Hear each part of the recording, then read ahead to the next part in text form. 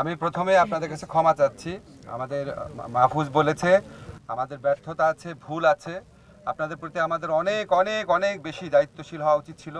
আমরা চেষ্টা করেছি, চেষ্টার মধ্যে ঘাটতি ছিল না, কিন্তু আমরা কাজটা করতে পারি নাই।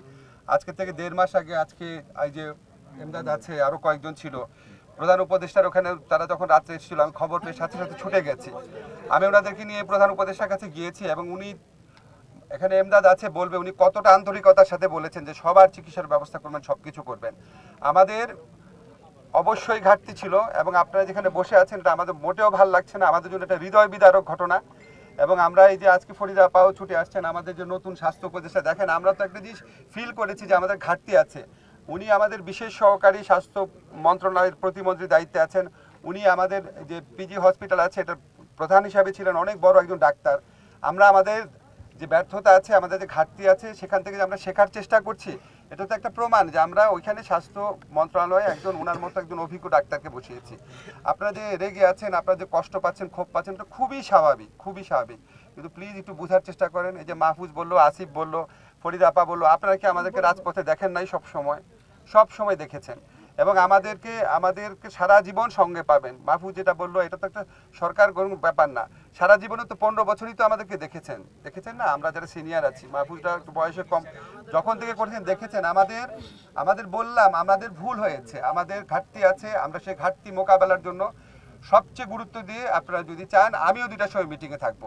একটা মিটিং যখন হয় সেখানে আমাদের অনেক কাগজপত্র দেখতে হবে, জুলাই ফাউন্ডেশনের লোকজনকে রাখবে, কারা পেয়েছে কারা পায়নি, কোথায় আমাদের সমস্যা হয়েছে, সব কিছু আমাদের জানতে হবে। আমাদের এটা দেখে ভালো লাগছে না যে আপনারা এত কষ্ট করে এত রাত পর্যন্ত এখানে আছেন, নাহলে আমরা এত রাত ছুটে আসতাম না। আপনাদের কাছে অনুরোধ, প্লিজ একটু বোঝার চেষ্টা করেন, আমাদের দিকে তাকায়। যদি আপনাদের মনে হয় যে আমরা সত্যি আপনাদের সমব্যথী, আমরা একটা সলিউশন করতে চাচ্ছি। মাহফুজ যেটা বলো ডিসেম্বর একটু বেশি সময় বলেছে, হয়তো তার আগেও করে ফেলতে পারবো। আমরা কিন্তু কিছু কিছু ক্ষেত্রে করেছি। আপনারা আপনারা আমাদের উপর আরো কিছুদিন বিশ্বাস রাখেন।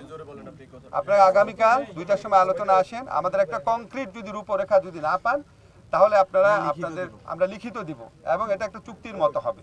আপনারা প্লিজ কথা শুনেন। আপনাদেরকে এখানে দেখে আমাদের ভাল লাগছে না, কষ্ট লাগছে, মনে দুঃখ লাগছে দেখে আমরা এসেছি। আমি টেলিভিশন অন করে রাখছি, যেখানে লাইভ দেখাচ্ছে আমি দেখছিলাম। আমি আপনাদেরকে রাস্তায় রেখে তাহলে আমাকেও সারা রাত এখানে থাকতে হবে। আপনারা একটু আমাদের অনুরোধ শোনেন, আপনারা যান, ভিতরে যান। আমরা কালকে যে কথা দিচ্ছি আমরা আমাদের কথা রাখবো।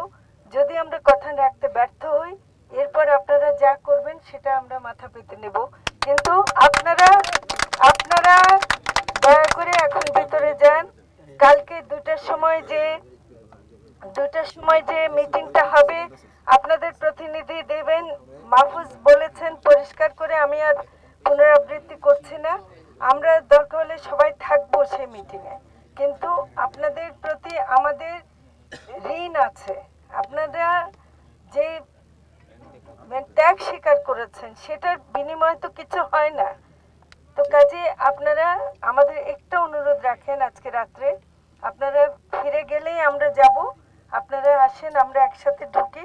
আপনারা যদি আমরা করি, আমরা কালকে এটা সমাধান নিশ্চয় একটা কিছু হবে। আপনারা অসন্তুষ্ট হবেন।